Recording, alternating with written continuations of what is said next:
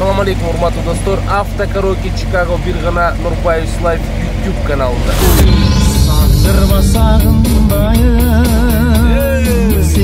Чете ырчыларга мактанып кетейин. Биякта конкуренция жок. Биринчи звонок Кудай каршы көрүп бизге келет.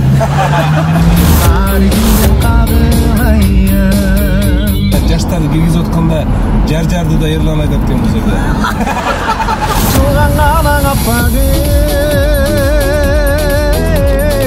Мени конкуренттер көрүшпөсө керек. Кой, эмнеге?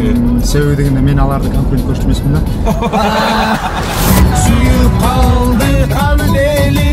Мирбек менен баягы жолдо кетип баратып сүйлөштүк. Шоу бизнесте эле кала бер дедим.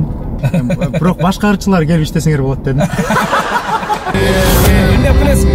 Чоң белектерди алып келемин. Сандырбасагым